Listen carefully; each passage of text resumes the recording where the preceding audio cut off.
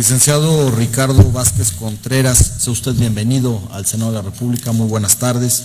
El Senado le agradece el haberse inscrito en esta convocatoria pública y abierta. Ya conoce el formato, hasta 5 minutos para presentar programa de trabajo, ensayo, lo que desee manifestar. Después de ello, si así lo deciden los senadores de la República, puedan hacerle una serie de preguntas en bloque para que al final usted pueda dar respuesta. Bienvenido nuevamente y tiene el uso de la palabra. Muchas gracias. Buenas tardes. Ciudadanos de la República presentes en este recinto y a quienes nos siguen por televisión o internet. Señoras, señores legisladores, senadores de la República, estoy aquí de nueva cuenta, haciendo uso de esta tribuna conforme a mi derecho ciudadano y con base en la convocatoria emitida por este honorable Congreso de la Unión, Cámara de Senadores, para seleccionar al fiscal especializado en materia de delitos relacionados con hechos de corrupción, figura jurídica de nueva creación y que merece el beneficio de la duda institucional. Ya lo he dicho aquí y lo reitero, no he sido servidor público ni tengo militancia partidista. Ejerzo mi derecho al sufragio, creo en las instituciones y siembro futuro desde las aulas universitarias. Aspiro a ser fiscal anticorrupción por 2 razones. Porque veo a mi país postrado por el cáncer de la corrupción y la impunidad, y porque es el tiempo de la sociedad civil. Me considero con total capacidad para ejercitar a plenitud el cargo. Vale señalar que lo que si se busca es un fiscal anticorrupción afín a determinada bandera política, misma que ha sido la lógica evidente en la designación de titulares de los anteriores órganos autónomos, en tiempos violentos y de impunidad que vive el país, sin lugar a dudas, la Fiscalía Anticorrupción nacerá muerta. México no resiste más simulaciones. No nos engañemos, no es una buena señal que los expositores tengamos solo 5 minutos para delinear un programa de trabajo tan amplio, tan importante. Somos poco más de 30 aspirantes. Esto suma poco más de 150 minutos. ¿Acaso en estos minutos surgirá la luz que ilumine el camino del nuevo fiscal? ¿Acaso se trata de legitimar al ungido desde el poder político? ¿Existen cartas marcadas? Me resisto a creerlo, pero más me resisto a aceptarlo. Les propongo algo sencillo y factible que abonaría a la credibilidad de la nueva fiscalía. Que el total de los comparecientes constituyamos un órgano consultivo que apoye, organice y vigile su buena actuación y su buena marcha.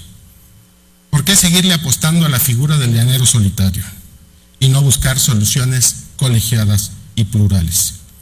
El tema lo amerita. La urgencia nacional lo reclama. ¿Por qué desperdiciar la preparación y el talento de tan buenos comparecientes?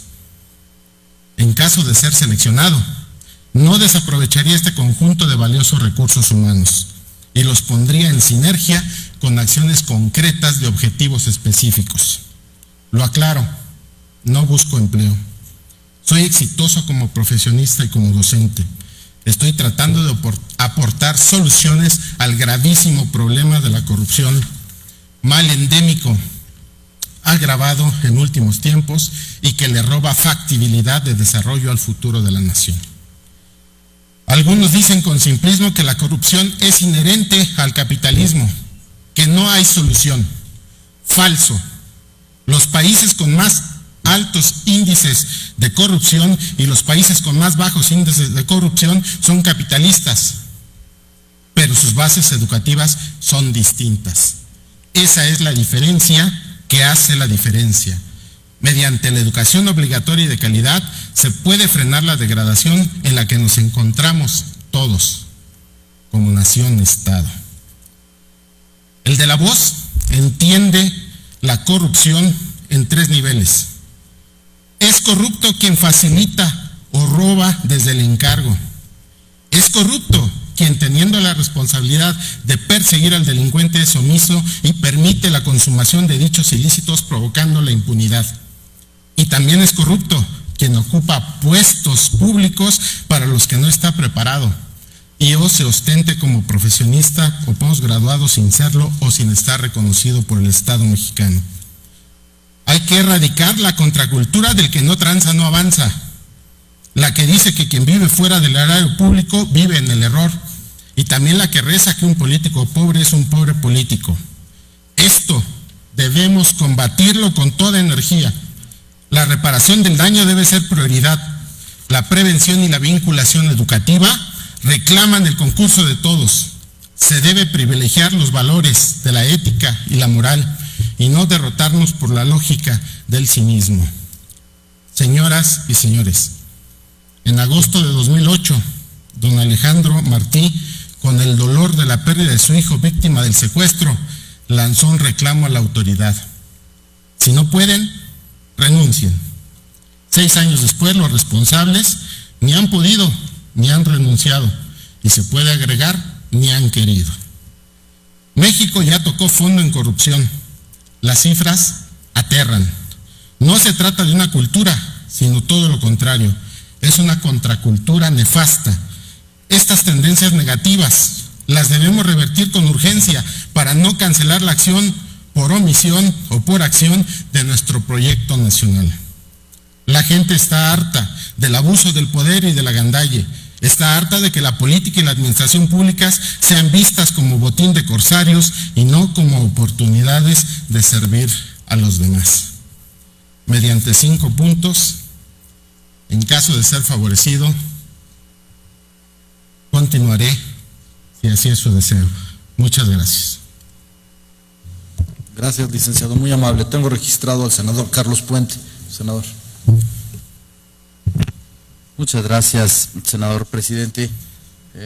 Doctor Ricardo Vázquez Contreras, sea usted muy bienvenido nuevamente a este Senado de la República. Muchas gracias. Y a este proceso abierto y transparente de cara a todas y todos los mexicanos, en el cual el día de hoy hemos estado aquí escuchando muy interesantes exposiciones como la de usted que acaba de hacer. A mí me gustaría hacerle una pregunta, pero antes quisiera comentarle y ojalá y nos pudiera aclarar algo. Tengo yo entre los datos de su registro y lo que usted nos ha presentado, usted participó en el proceso para la Comisión Nacional de los Derechos Humanos, asimismo también para el IFAI y ahora en el proceso para esta Fiscalía Especializada en materia de combate a la corrupción. Si nos pudiera decir el por qué en este caso de este procedimiento se siente idóneo para ocupar esta alta responsabilidad. Y la pregunta en concreto que me gustaría hacerle es, desde su opinión, si procede la reparación del daño en este caso de delitos relacionados con la corrupción. Por su respuesta, muchas gracias. Gracias, senador Puente. Adelante, licenciado. Muy amable.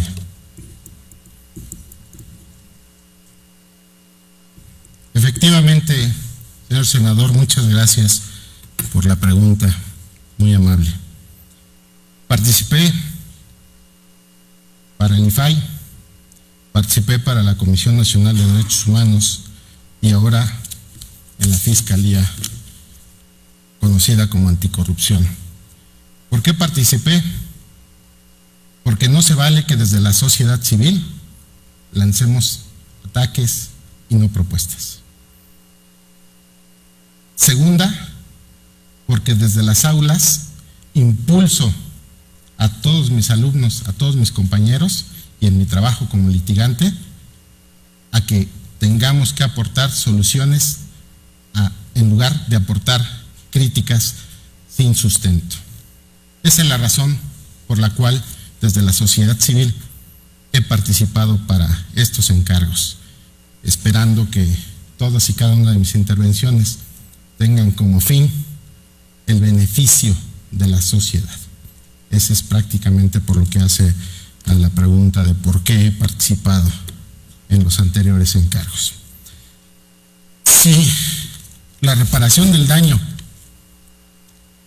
se puede dar en el caso del delito de corrupción, bueno, hay infinidad de tipos penales para este asunto. El de la voz considera que la reparación del daño se tiene que dar a través de la justicia restaurativa.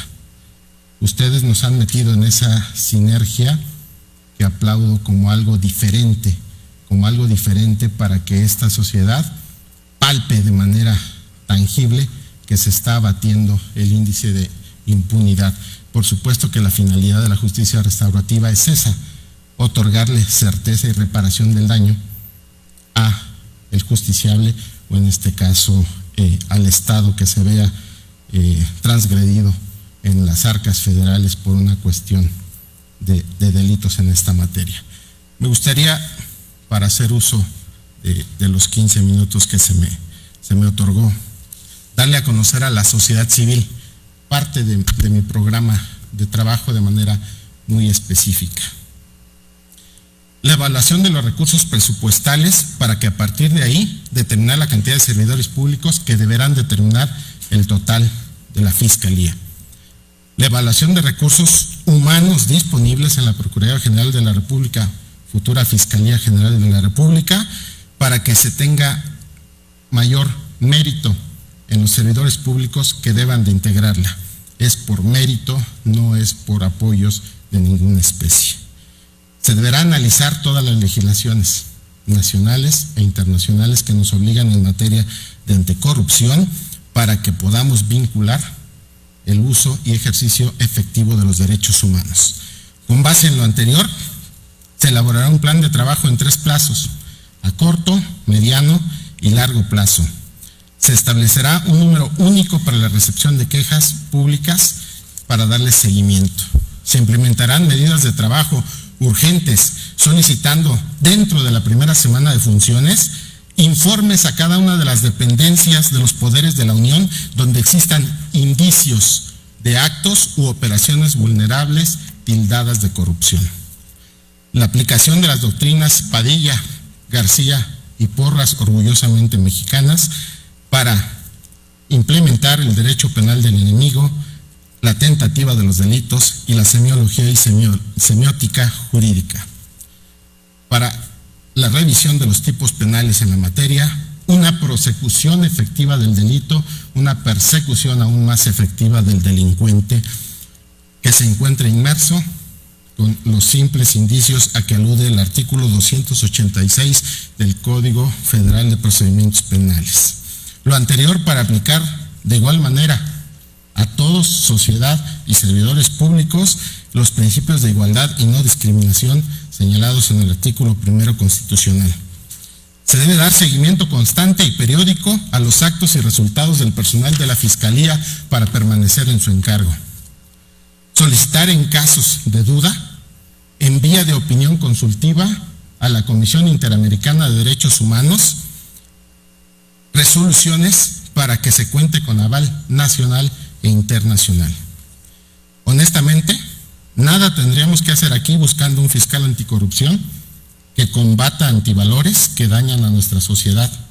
Si desde el gobierno y la sociedad hubiésemos hecho lo que nos obliga el Pacto de San José, es enaltecer la dignidad humana. Enalteciendo la dignidad humana, tenemos lucha de los antivalores para la creación, formación de nuevos valores que apliquen en la sociedad. Parafraseando al doctor Pavel Rodríguez Quesada, diré: sería un error considerar la dignidad humana como un derecho humano más, mismo que debe ser obligatoriamente considerado como la base sobre la cual descansen todos los derechos humanos. En el mediano plazo se deberá contar con mecanismos eficientes de prevención y educación ciudadana en materia de legalidad y ciudadanía. Esto se logrará a través de convenios de colaboración con las distintas entidades del gobierno federal, tales como la SEP, Hacienda, el SAT, Auditoría Superior de la Federación, IFAI, Comisión Nacional de Derechos Humanos, etc. Por último, el plan de trabajo versará sobre la oportunidad de que la Fiscalía Anticorrupción sea convertida en un órgano autónomo, que cuente con independencia y autonomía de gestión y de actuación, por lo que se solicitará al Congreso de la Unión que sea modificado el artículo 49 constitucional para que se incluya ahí los órganos autónomos, para que no quede fuera del Ejecutivo, Legislativo y Judicial, y los órganos autónomos queden un poquito fuera de esto. Se deduce, pues, que esto es necesario para que la Fiscalía pueda vencer la infinidad de resistencias que habrá de enfrentar de los servidores públicos y de los empresarios poderosos que intervienen en actos de corrupción para acumular capital de manera incesante, motivo por el cual no deberá pertenecer a la Fiscalía General de la República y tendría que ser homologado con los órganos autónomos que ya se encuentran en funciones. Es cuanto. Muchas gracias. Muchas gracias, licenciado. Usted es muy amable. Le pedimos a servicios parlamentarios que sean tan amables de acompañar al licenciado. Y informamos que haremos un receso de 25